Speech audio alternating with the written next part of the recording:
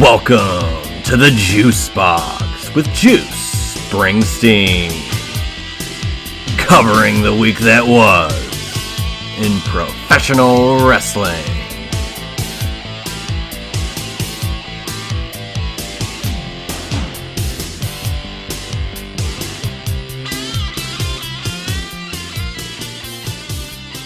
Welcome everybody to this week's edition of the Juice Box. I am Juice Springsteen once again, and of course with the big Crown Jewel PLE coming live from Saudi Arabia tomorrow, Saturday afternoon on the East Coast, 1 o'clock. So you know what that means. A PLE prediction show with yours truly and the one, the only Josh Isenberg. As always, you can follow me on Twitter at JuicySteen. You can follow Josh Isenberg on Twitter at JoshIsenberg4. My Instagram is Juicy Wrestling Closet, juicysteen.podbean.com. You can check out this show on Google Podcasts and on Apple Podcasts at The Juice Box with Juice Springsteen. And as always, if you could, go to iTunes, rate this show 5 stars, and drop a review if you'd like. If you enjoy the show or you don't like the show, but either way, 5 stars would really help the show. So, I had a great time discussing the ins and outs of Crown Jewel. Always interesting, these Saudi Arabia shows. Before they seemed kind of fantasy or dream match based or just thrown together randomness of legends and current guys and whoever they had for the Saudi shows. And ever since potentially, I think, Crown Jewel 2021, it's been more storyline based, and we've gotten a lot of solid stuff from the show. So looking forward to the third potential Crown Jewel in a row that's really, really solid. And Josh and I broke it all down for you guys here in the Juice Box today. So without further ado, here are the Crown Jewel 2023 predictions featuring myself, Juice Springsteen, and Josh Isenberg right here on the Juice Box. Enjoy. And here we are in the Juice Box again. We got a PLE on the horizon. This time it's in Riyadh, Saudi Arabia. And with me, Juice Springsteen, we have the one, the only, Josh Isenberg. Hello, Juice. It's exciting to be back, having another sip of the Juice Box. That's right. Another sip, another straw goes in. And we get to discuss a PLE, I would say up until the 2021 fall Crown Jewel, which had Lesnar and Roman in what I thought was one of their best matches that they've had. Before then, I would say these Saudi Arabia shows, for lack of a better term, were just fantasy shows that might not have anything to do with the plot, with the actual day-to-day, week-to-week storylines with WWE. And more or less getting these random dream matches or just thrown together matches or bald Shawn Michaels or Undertaker Goldberg. So now I feel like since that show, we're coming into the fall 2023 Saudi show. I really think that they've done pretty well for themselves in building these shows to actually making sense and meaning more than nothing. Like they really matter for the storylines. And I'm going to say I think this is a pretty, not stacked show, but solid card. And I think it has the potential to be really solid as things play out. I would say there's maybe 2 or 3 matches I'm really, really looking forward to here. What are your thoughts just in general about the show overall? I think it's a really good card, solid from top to bottom. Obviously getting Roman Reigns back in a world championship match for the first time since SummerSlam is exciting against, the hottest star right now on LA Knight. Yeah. But then also having, other sprinkled in matches that, although, Logan Paul and Ray hasn't had a huge build to it, very intriguing to me. Seth and Drew, they did a great job of, putting Drew's story together over the past couple of weeks, and especially with the video package on Monday Night Raw. And then also you have John Cena. Is this the last time we see Cena, who has been on SmackDown, I think, consecutively, or maybe not every single week, but almost every single week for the past, 2 months.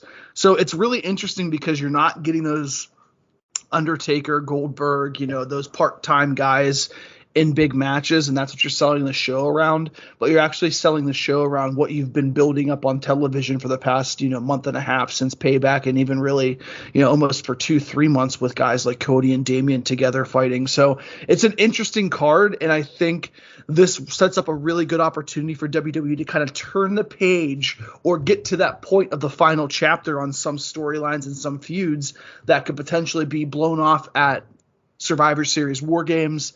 And then obviously with the December pay-per-view and Royal Rumble, you're already back to the road to WrestleMania, which is basically like a complete refresh on a lot of stories and a lot of characters. So yeah, really intriguing card. I'm excited to dive in the deep end and talk about these 8 matches.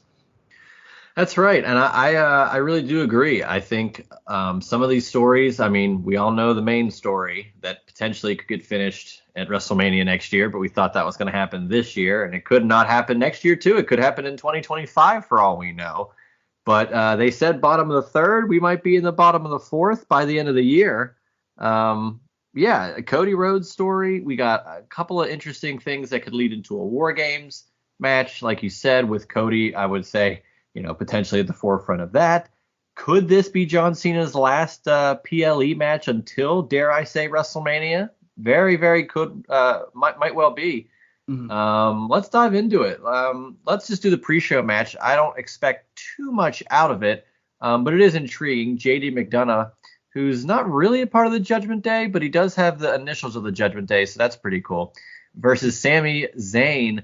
I'm just going to present this to you, regardless of how this goes. Sami Zayn's promo this past week and over the last couple of weeks, ever since like losing the tag titles and kind of going away from KO, now that Owens is on SmackDown, is Sami Zayn about to go on a path towards the World Heavyweight title at WrestleMania? He had the Montreal huge moment last February, and that was what it was.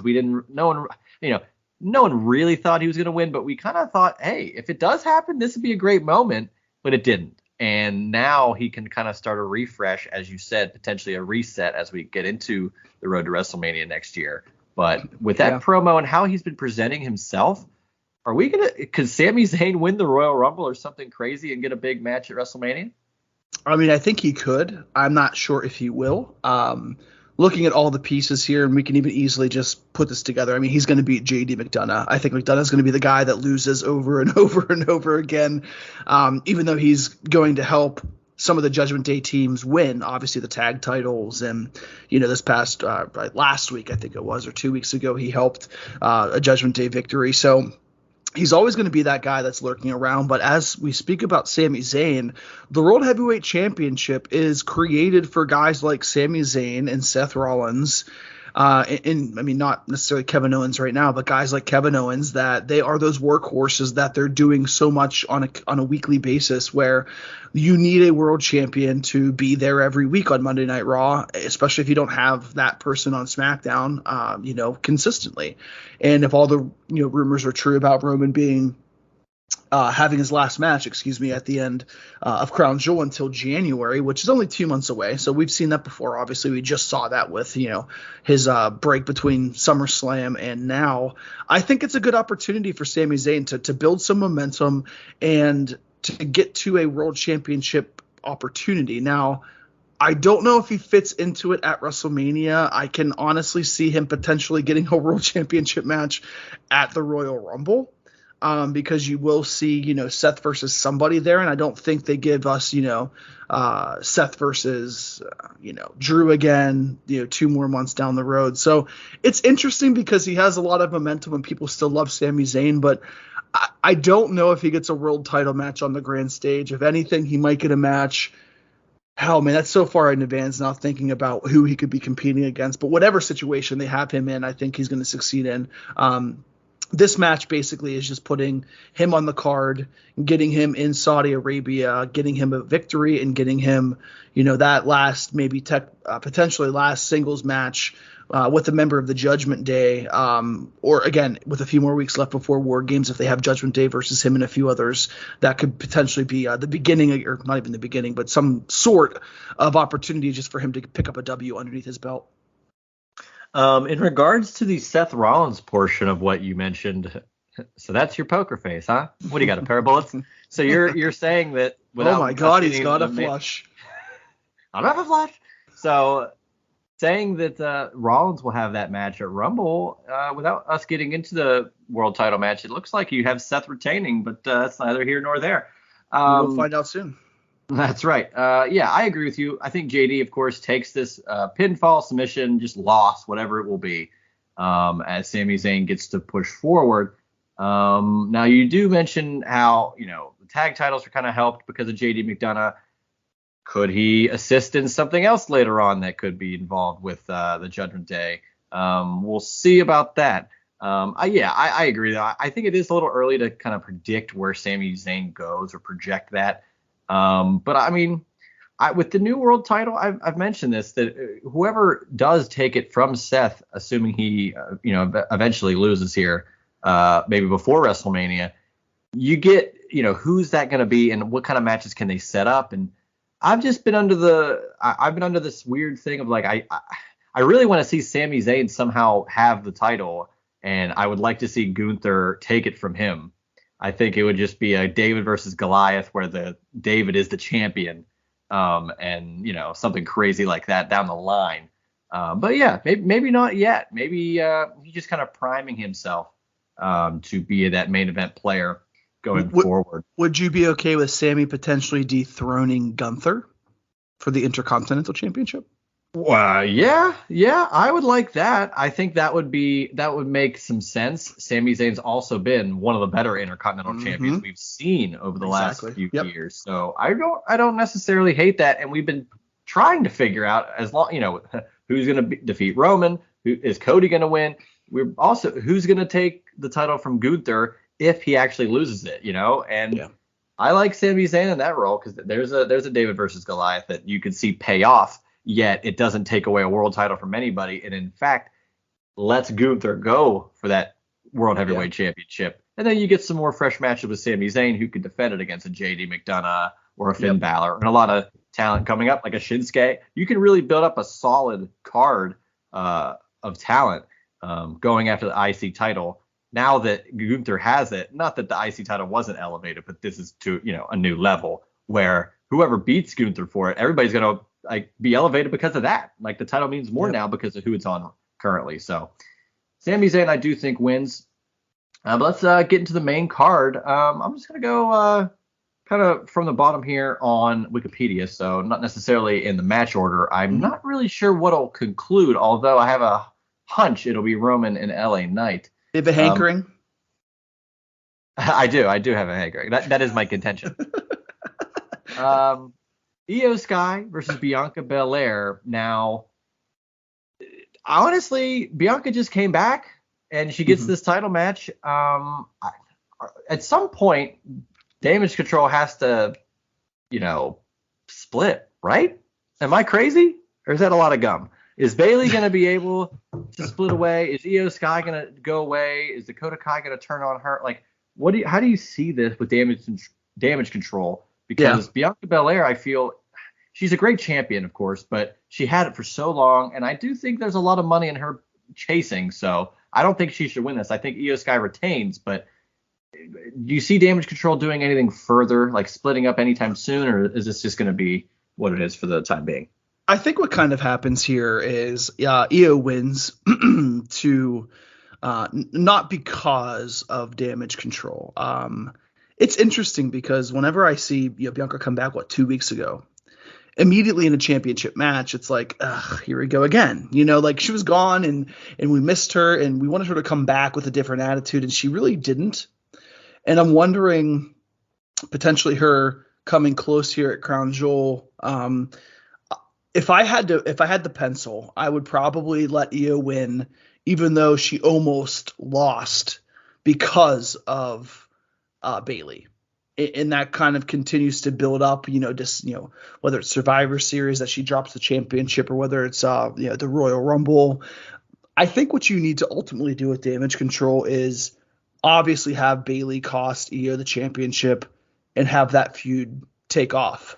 I think with a stable, you don't always need a championship to build their rival match, right? Their grudge match, their one-on-one. And they've done Damage Control for so long, and it's had some ups, it's had a lot of lows. But Io has been consistent, but at the same time, Io's kind of been like a forgettable champion. And it's not Io's fault. It's more of, she's been champion, but what's happened in those 2 or 3 months that she's been champion? Well, she's had a couple of good matches against Asuka. Charlotte Flair came back. Bianca Belair came back. So they're not giving her the opportunity to really shine, because anytime she puts on great matches, or anytime they begin to build stories, they bring back the established women to compete for her championship. So if I had to really think about it, I think what could potentially happen is, hell, if Damage Control splits, I could see Io potentially getting with Asuka, creating a tag team, potentially taking down, Dakota Kai and Bayley. But for this moment in time right now, I think you have to say Io somehow picks up the victory, and maybe we try to see a darker, more ticked off version of Bianca Belair, similar to what we've seen with her husband, where it's not full-fledged heel. People still like them, but they're slowly seeing pieces of their character to make them look or feel like those heels. Right, and maybe give her, for lack of a better term, just like an edgier way about her. Yeah. I do like that, and I like the idea of Asuka and Io Sky potentially getting there together as a team. Of course, you have the Bayley and Dakota Kai. You'd have a match there with all the storylines in that realm. It's just fascinating to me that you got Bianca and Charlotte and Io and like a lot of talent for the women's title on the SmackDown side of things. And yet it's only a one-on-one match. Meanwhile, you have 5 of arguably the toughest women going at it later on for the women's world title on the Raw side. And I just wonder, will we get that extension of more women involved, on the women's title side for the SmackDown side of things? Yeah. Now, of course, you can't have just multi-women matches every show, but it's just funny to see 5 in the one. And I really think it's going to help that match. And here, it's almost as if you're expecting something in storyline to kind of take over instead of just the match take over, because, like you said, Io maybe, and not really a fault of her own there, but being kind of a forgettable champion, or just a forgettable reign, as it were. Yeah. But yeah, I would like to see a Bianca not necessarily heel, but yeah, have a little bit of an edge. And I think if she does that with the chase aspect of, man, I was champion, I don't have it anymore, I'm pissed, and I'm going to do whatever it takes to get there. She could take out a Dakota Kai. She could have a match with Bayley. Wouldn't you love to see Bianca and Bayley, even if there's no title on the line? Yep, absolutely. And you can pull those things off as we get closer, whether she could win the Rumble or win an Elimination Chamber match to get a title shot. Those are all in play. So I don't necessarily think she needs to reclaim her title here. So I'm going to say Io Sky. Yeah. With potential help from Damage Control. But I don't think Damage Control is going to need Damage Control just yet. All right, let's go to an interesting match that it really doesn't mean anything, yet I think the result could foreshadow something. Depending, again, I don't really know the match order, and we probably won't know until, of course, the first match happens on Saturday. But Cody Rhodes versus Damian Priest singles match. These guys, God, I mean, every single week it's someone getting interrupted by the Judgment Day, and it's a 6-man, it's an 8-man, it's a tag match, it's a singles match, it's this, it's that. It's Judgment Day runs Raw, and now we get Senior Money in the Bank against Cody. Now, I think it could be as plain as day, saying Cody gets the victory. He has, there's no reason for him to, if you're going to say that he has momentum, to stall the momentum that Cody has currently. And if you knock Priest down a peg, depending on how he loses this match, whether it's a JD McDonough help but it fails, or anything of that regard, if Priest were to lose this match, does that mean he cashes in later on in not the Roman match, I don't think, but the world title match? Do you foresee that if Damian Priest loses?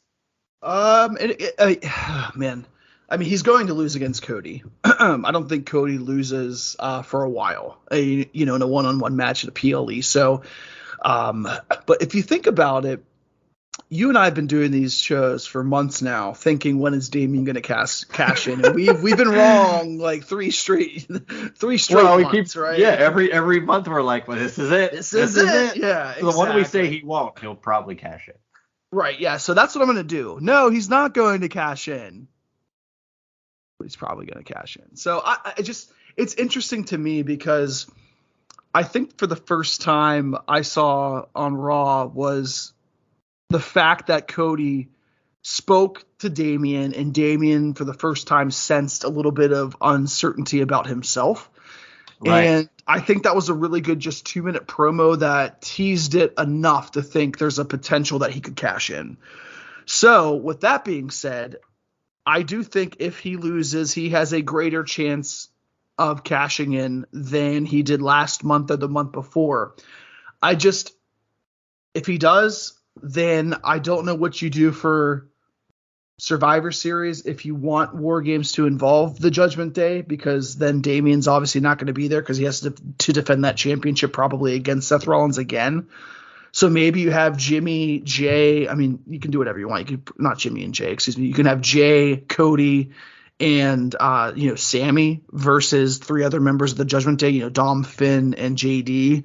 But then it's like 3-on-3. That's not really a traditional War Games match. You could add the Bloodline though too for a 3-3-3. True. Yeah, you could. With what, Solo, Jimmy and Roman, if Roman's going to be there. Well, they say that the rumor said it's Roman's last, like, is it singles match or just match? Because I could see him doing War Games and it not make any difference in the world. He doesn't have to do much to be a part of the match. Yeah. I don't know. Yeah, he'll be the last one, obviously, that comes in, so he might do 10, 15 minutes. But right. Yeah, I don't know if he cashes in or not. It's hard to say that I think he's going to. But, I mean, we've seen – the only reason that I think that he could potentially cash in is I don't think Drew's going to win. And I think if there's a time before WrestleMania that Seth loses the title, it's here. He won the title in Saudi Arabia, correct? Yeah, in June, Night of Champions. In June, yeah. So in Saudi Arabia, so maybe it's the best time for him to lose that championship. And again, I would be surprised if he didn't regain that championship in two or 3 months. So then you think, well, that's a lackluster, crappy title run for Damian. So a lot of options on the table, and I'm not going to be surprised with whatever happens because there's so many viable options here. And there's a lot of moving pieces. I do like the correlation, as you said, with the end of Raw with the promo with Cody and Damian, because it almost gives Damian, like, the key about Damian Priest holding the Money in the Bank is that he's a part of a faction. And if he all of a sudden is world champion, it's not that it puts down the other members, but it almost stakes claim that he is the leader of the group. Mm-hmm. It is, it's very clear that Rhea Ripley is the leader of Judgment Day, it were to see most weeks. Yeah. And you could argue that's because she's a world champion. Dom is right there with her, and he's a champion. And now Finn and Priest were champions, but they've already, they've lost it and got it back. Like all these things have happened already to where I kind of like seeing, oh, well, what if Damian gets this world title and everybody's jealous of him, and it gives motive to, hey, they don't respect you, and he'll say, well, I'll show them, and I'll cash in. Maybe that. We haven't really touched on this. Is there a situation where Damian cashes in and doesn't win? Yeah, I mean, there's always that chance, but I don't think that that's a smart decision. Especially, do you think there's a smart decision, like that can be a smart decision for anybody, because that Priest could just win it at any other time, regardless if he loses his first one.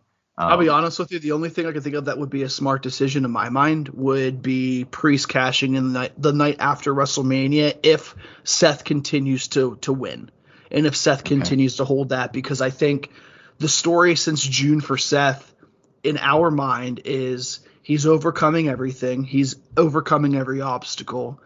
And if you kind of put Damian on the back burner a little bit, kind of like what WWE did to Ziggler, before he Yeah. cashed in the night after WrestleMania. Like, yeah, he was involved in a tag team match the night before at WrestleMania, so it's kind of out of sight, out of mind, even though we knew he had the briefcase. So whenever Right. he actually cashed in, people were happy for many, many reasons, but that made that moment feel so much more important. And then obviously the double turn with Ziggler being the face, Del Rio being the heel at that, after that fact. But I think that's the only logical, like, that's probably the easiest and best decision, but I don't think that's going to happen because, again, they have 5 options that are all good options, but it's always about what happens after that option is, confirmed, and that happens. What happens 2 months after that?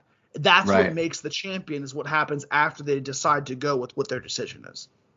Right. And we're just kind of dancing over what we should have just assumed is, yeah, of course we try to predict that Priest is going to cash in at all these shows, but we have not mentioned, up until you saying it just now, Priest could cash in on a TV show.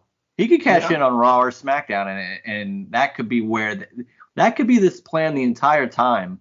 And because the original Money in the Bank idea, they were kind of in the shadows until they realized, hey, we have a lot more meat here. We can purposefully tease, hey, I can cash in whenever I want. Maybe I'll cash in here. So now it's a plot and point of contention for storylines where every pay-per-view or PLE rather, Damian Priest is like, hey, maybe I'll cash in. Maybe it will be this month. So maybe that's how they want to play it. And he ends up, cashing in the night after WrestleMania would not be a bad thing. And depending on how the Judgment Day looks by then, could you imagine the Judgment Day potentially kind of fracturing at WrestleMania, and the next night Damian Priest wins the world title? And whether he's a face or a heel, just kind of, if he was ostracized from the Judgment Day or the Judgment Day had a falling out, him kind of rising to become the world champion, I think would be pretty cool. Yeah. Especially with that crowd would go crazy. Well, since we're talking so much about this, and I don't want to go completely out of order here, but speaking of, we've talked about this, so it's an easy transition into it. The Seth Rollins and Drew McIntyre match. You think about McIntyre and the story that he has, and I like McIntyre. I've always been a McIntyre fan, especially since he came back and just looks like $1 million. The whole thing about him being robbed of his moment, I get that. But I will say this. One of the biggest mistakes I think that WWE ever did with McIntyre was not giving him that moment at WrestleMania 37 and losing to Bobby Lashley. Like, this guy had the championship throughout the entire throughout most of the pandemic, really. Yeah. And was doing a great job and from what the circumstances were. So at WrestleMania with 15, 20,000 fans back in this unbelievable moment, how in the hell do you not give him that victory to reclaim his championship and keep it on Lashley? And this has nothing to do with Bobby Lashley, the person, the wrestler, but that was Drew's moment. Like, that moment would have meant so much more to him than the Royal Rumble moment that he had in January, because he was the guy that overcame this. So they not buried as in terms of character or anything like that, but they buried that moment whenever they decided to have Bobby Lashley win with the Hurt Lock. And I believe that was the opening match of WrestleMania, wasn't it? Drew was the first person we saw, I believe. Oh yeah, that's the other thing, is that it seemed on purpose. Like, that was like, that's what they wanted to do. So you would figure, they're gonna pull the trigger here, give him the title, and had to have. They should have. Right, and it's funny that I was kind of under the impression that maybe, because there's no way any of us could have foreseen in September of 22 that Roman would still be champion in November of 23. But I was like, look, this is a great moment, and he could, McIntyre could win this thing at Clash at the Castle and have this amazing moment. Yep. And then that was, when you look back, he was never going to win, because they did the same thing with Sammy in Montreal, with the hometown crowd. And so now looking back, it's like they never were going to do that. But I was like, man, maybe that's the moment. But yeah, you're right. Ever since they had that first opportunity, that Mania with the fans, first time, outside of that, it's really been nothing for him. And let's into this match, because I'll take Cody, of course, in the Cody and Damian. Yeah. You do too. You're a smart man, yes. Yeah, some might say. But yeah, Drew and Seth, again, I don't know. They've really built up both of these guys in this particular match very, very well.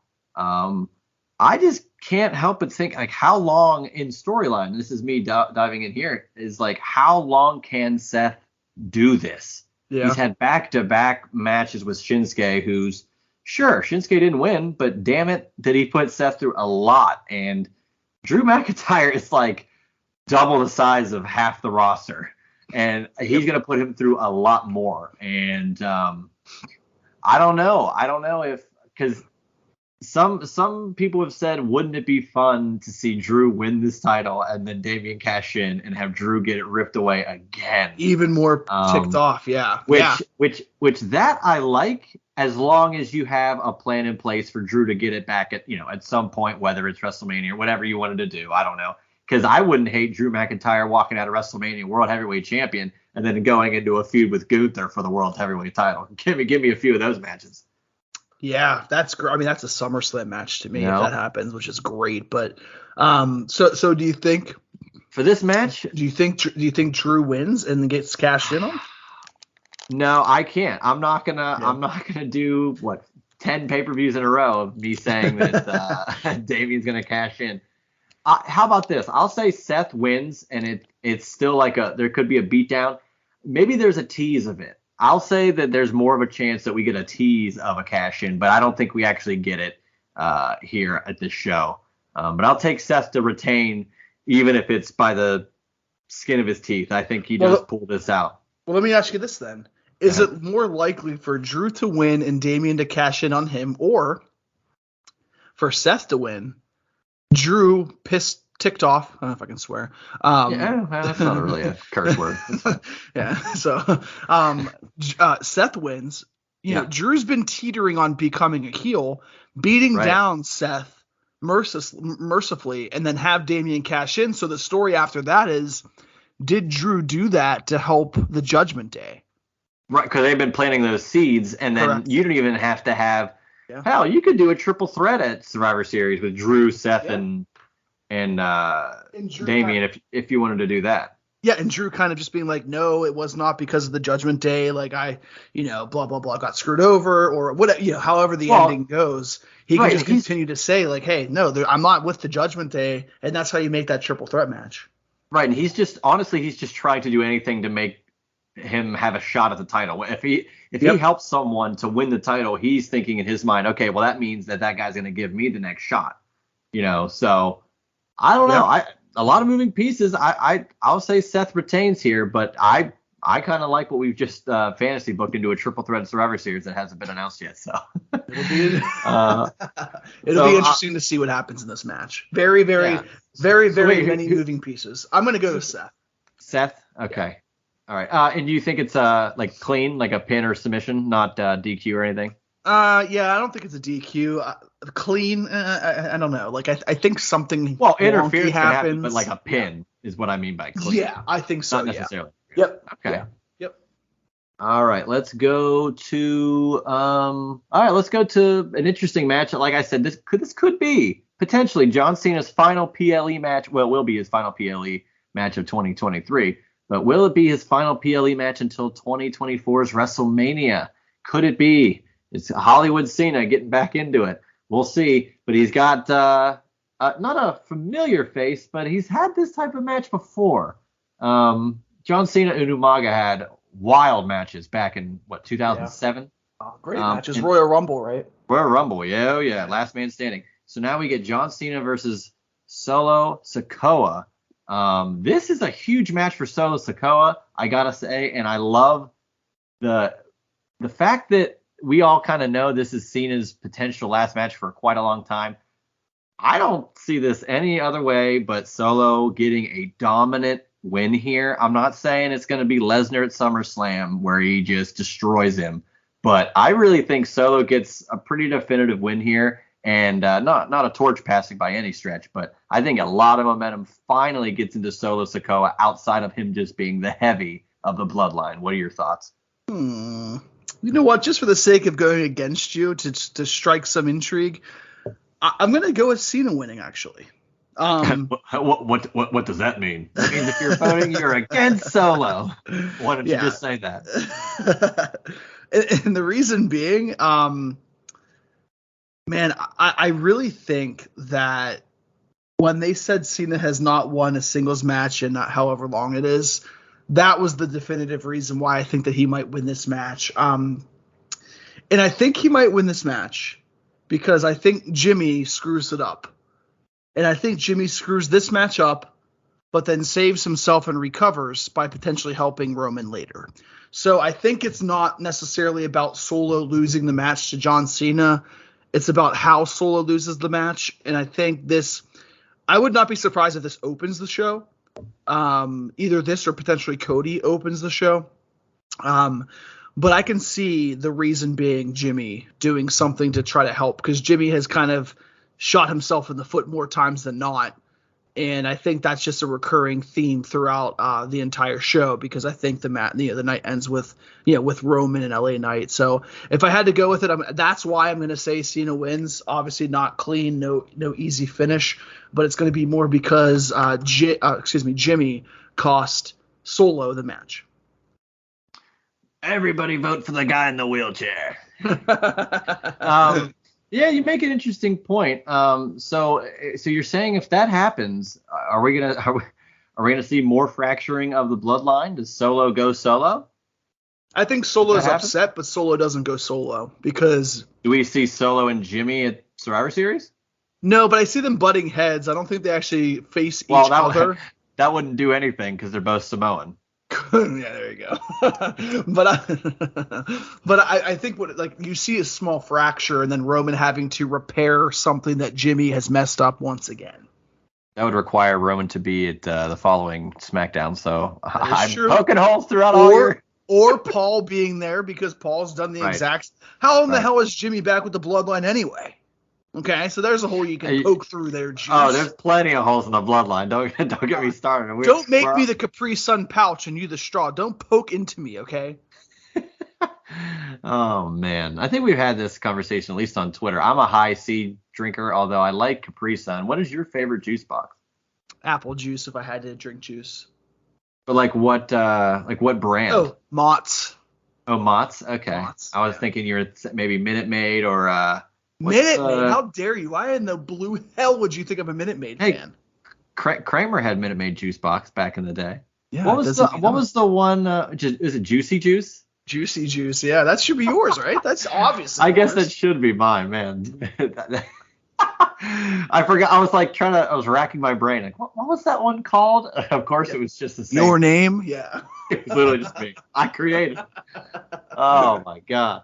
All right, so I'm gonna go with Solo and you go with Cena. So I'm looking forward to the match. I don't know. I like the fact that it's either he's gonna put over someone, and some people are critical of that, or it's Cena wins again. So we'll see. The fact that he mentioned he hadn't had a solo victory since 2018 seems like they're either obviously gonna have him win or just be another loser. So yeah, fun match. Let's go. Last three here. Let's do, Rey Mysterio defends the United States title against Logan Paul. I don't see this going any other way than Logan Paul winning this U.S. title and parading it around on his podcast, on TV, on the internet, on any YouTube show, channel, anywhere, and making WWE look even smarter by bringing this guy in, no matter what people said initially. Logan Paul, for not being a quote WWE guy, is the most WWE guy could have ever wanted. Yeah. Logan Paul does a boxing match. All he's focused on is boxing. He wins the fight and afterwards challenges for the United States title in kayfabe for wrestling. Like, unreal.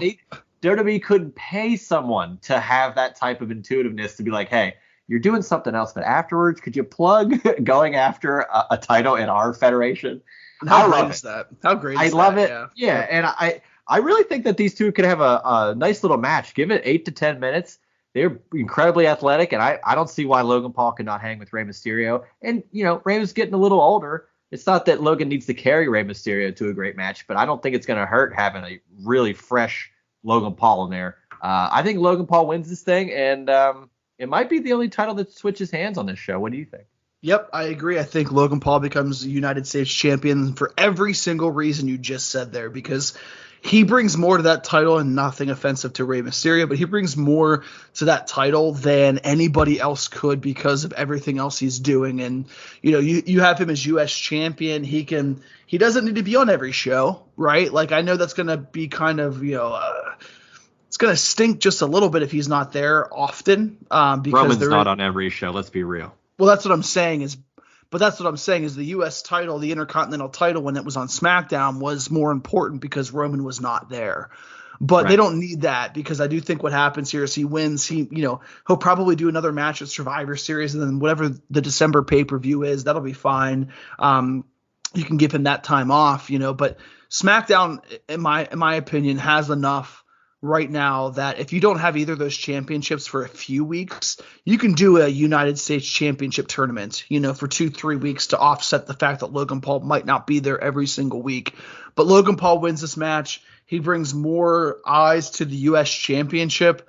And I think Logan Paul is your guy for the United States Championship to take into WrestleMania in Philadelphia.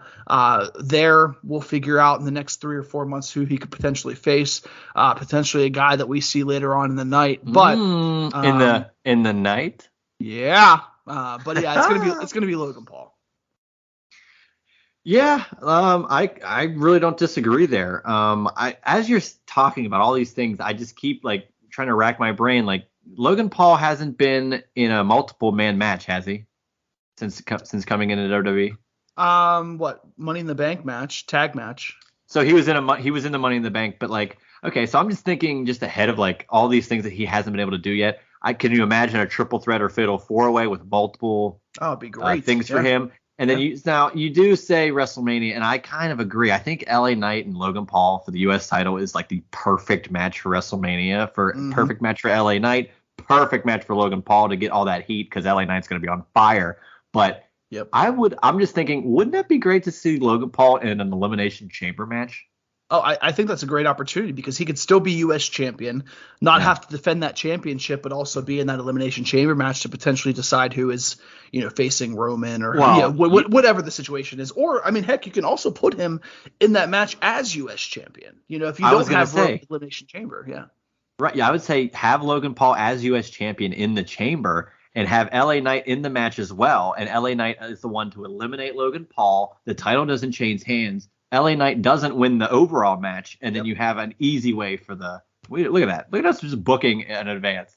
That really worked well for the Damian Priest cash-in. So that really, really did, yeah. But I think, I think this is great, because Logan Paul is a guy that this title is a mid-card title, but it doesn't feel like it if you have it under or on the waist of Logan Paul. I agree. I think you elevate the title immensely. And the U.S. title needs it. The Intercontinental title is finally at a level that I can appreciate, and I expect a lot out of every match, primarily because Gunther's in it. But like I said earlier, once he doesn't have it, because he had it, I think the following champions are going to have a bar to try to jump over. And if Logan Paul gets the U.S. title, I think you could see the same type of thing. Agreed. So Logan Paul across the board. 2 more matches. Let's get into the fatal 5-way for the women's title. Raquel Rodriguez, Shayna Baszler, Zoe Stark, Nia Jax, and Rhea Ripley. First thoughts, I would say Nia Jax wins this, because she just came back, and Rhea Ripley does not need to take the pin to lose the title here, leading to potentially some one-on-one matches coming forward, or potentially a triple threat, depending on who takes the pin. But ultimately, I will say that Rhea Ripley gets the victory, potentially pinning Zoe Stark or Shayna. But I wouldn't mind seeing someone else take the pin, not be Rhea, and then Rhea wants her title back in a big bad way, because she is a heel, but she's getting just as many cheers as a lot of the roster. So her chasing would be really good. Yeah, I just don't see that happening. I think Rhea wins. I don't think Nia takes the pinfall. I don't think Raquel or Shayna. So it leaves us Zoe. And I think it's Zoe just because, the other ones are still credible opponents. if there's anybody that I could say would potentially beat beat Rhea, it would not be Raquel, but it would probably be Nia Jax with her return, with her size, with everything that you could build around her. I know people hate her because she has that heat just as being a heel, but she does everything that you want her to do and more. So, but I can't see. I mean, I'll be honest with you, Juice. I can't see anybody even close to being on the level to make a justification that Rhea should drop the championship on Raw and realistically on SmackDown. Like, I don't see Bianca or Charlotte right now on the level of, I guess, just genuine. I mean, they're stars, no doubt, but I don't see anybody on the level right now of Rhea Ripley on either show. And I know why they brought Nia back, because I think Nia gets more opportunities for the championship after this, and she's kind of that gap between Rhea and her WrestleMania opponent, because Raquel wasn't ready. She was just younger. She wasn't ready, but they had nobody else that was really like this force that could potentially stand, eye to eye with Rhea or overpower her. So that's why you brought Nia in. But yeah, I think Rhea, I'll be honest with you. If Rhea has this championship this time next year, that would not surprise me at all. Wow. And that's just saying don't without losing else. it. Yeah. Now, but that's where I got to. If someone else wins this match, I think it's because Rhea doesn't get pinned. That's True. where I think you can have those types of things happen. And again, I do agree. I don't see anybody, again, one-on-one taking out Rhea, but man, give me Bianca, Charlotte, Rhea in a triple threat. Yeah. You still have Becky that's probably going to come back to the main roster quicker than sooner than later. But I think a multi-person match is like the only way Rhea loses this. And even then, I don't even think she takes the fall because you're right. No one is but not as believable. Over like a lot of the intangibles, she's got them all. She's got it all. So it's tough for me to see that. And I could see her holding this for even longer than she already has held it, to be quite honest with you. So I'll take Rhea Ripley. But it wouldn't shock me if the field somehow gets involved. But I just like the dynamic, I think, of potentially seeing Rhea chase for it, because she's already, that's what I'm saying. She's champion, but she's already so over that imagine her trying to get the title and the pop of her winning the title again. She's just been champion for so damn long now. Yeah.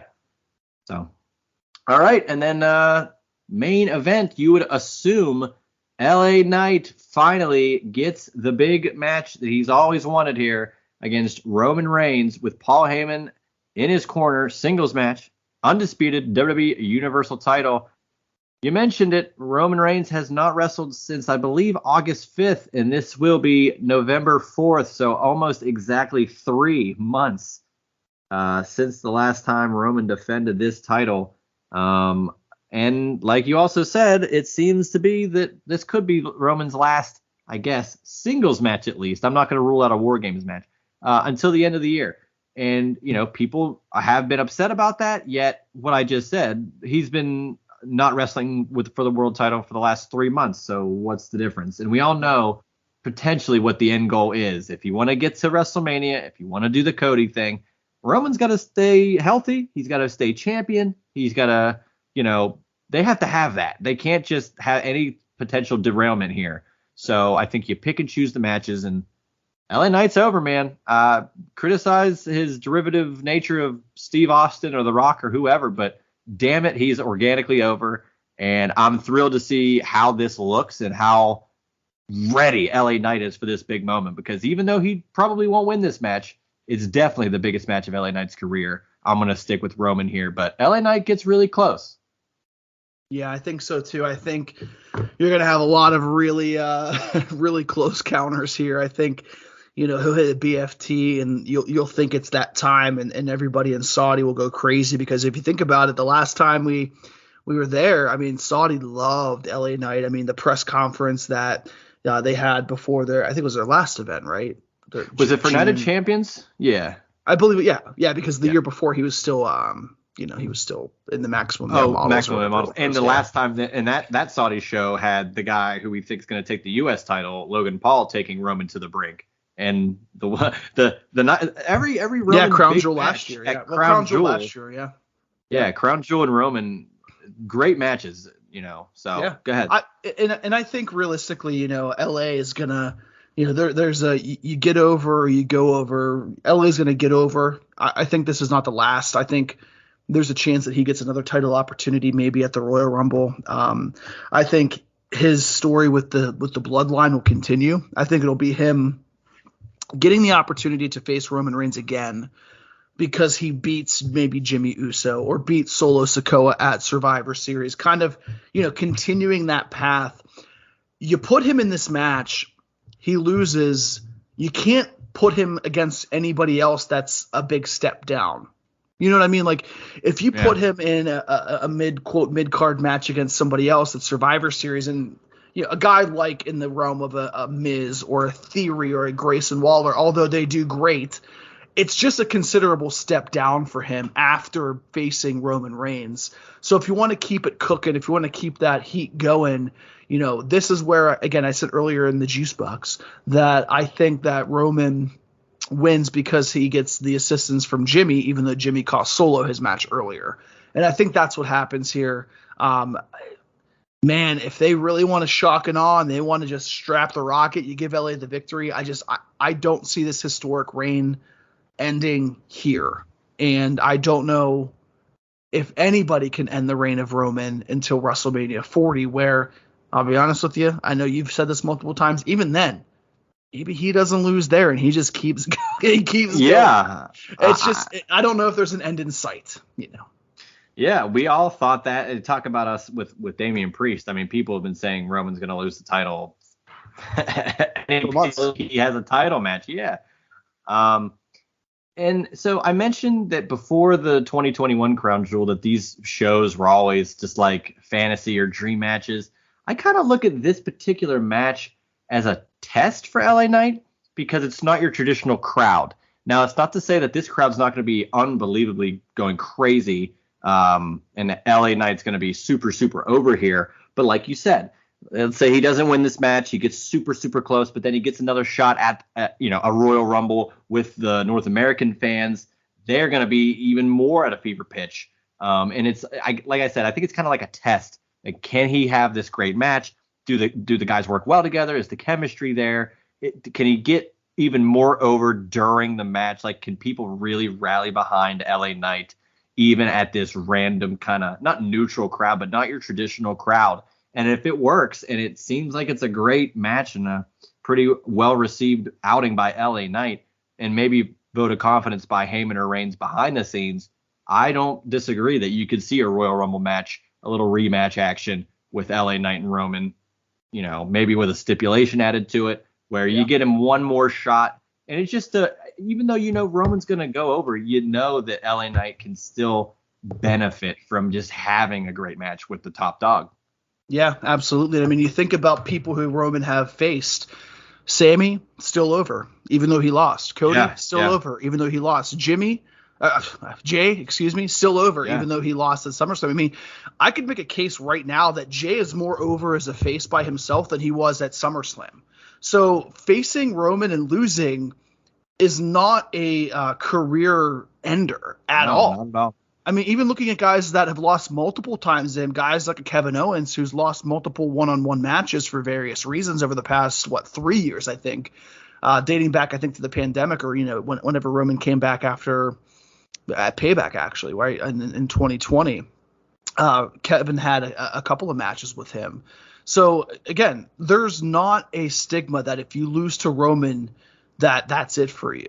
It's actually – it's not it for you, and there's multiple opportunities that you can really take, and I think Roman is going to show still again why he's the best, and also why we know that LA Knight is a guy that people are going to realize he's not a flash in a pan because, look, LA Knight getting the Stone Cold treatment, I feel, which is basically, maybe beginning and end of the episode, or maybe the Rock treatment better. Kicking off a show like SmackDown, doing a backstage promo, and then main eventing the show, right? Like spreading him out over 2 hours, and people are still getting him that pop from 8 p.m. Eastern all the way to 9:45, and you've already seen him twice. So he's a guy that if he stands out here, there's just even more opportunities for him. And the clock is ticking for Roman. I think his expiration date is WrestleMania 40, and we might not see him after that for a considerable amount of time. Yeah, I tend to agree, but we just don't know, and that's what makes it so great to discuss, because we've thought for how many WrestleManias now, oh, he couldn't beat Edge and Daniel Bryan, oh, he couldn't beat Lesnar again, oh, Cody's gonna finish the story, and we're just wrong and wrong and wrong, and I don't hate that, because that just makes us guess more and try to figure it out, because they have the pen, we have nothing. So yep, absolutely. This card should be shaking out to be something interesting. I really am looking forward to the Logan Paul match. The Solo Cena match really intrigues me, purely based on the finish and who goes over and how it happens.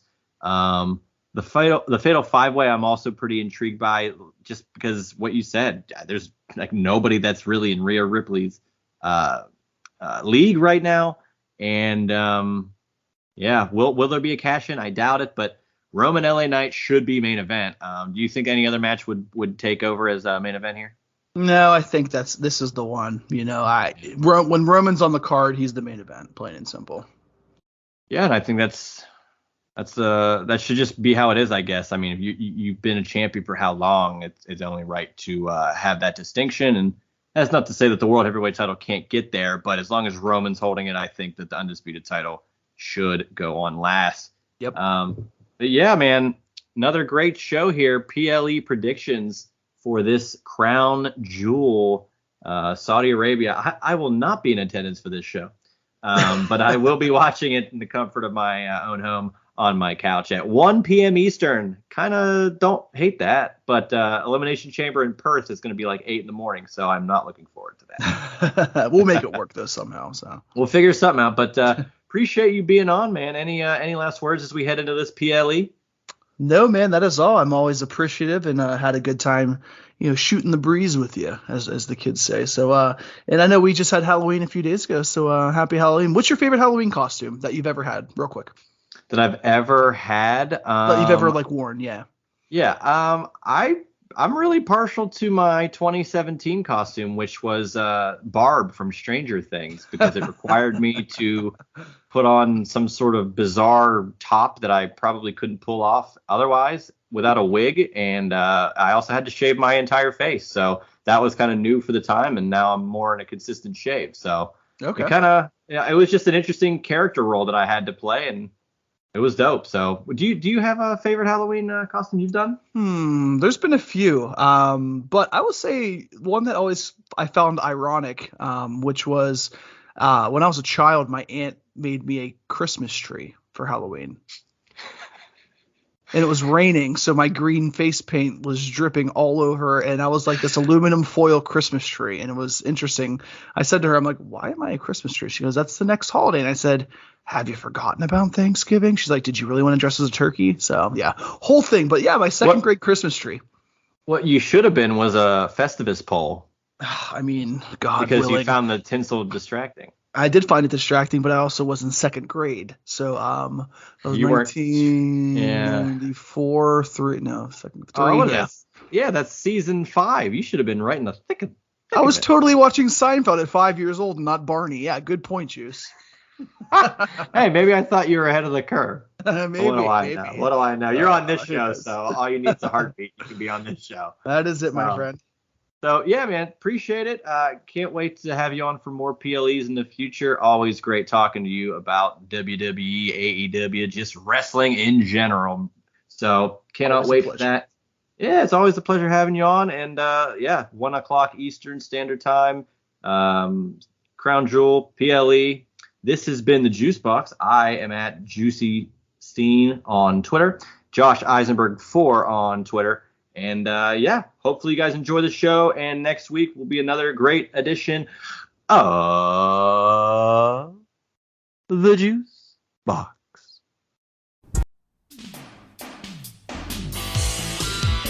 That was The Juice Box with Juice Springsteen. Make sure to subscribe to The Juice Box wherever you listen to podcasts.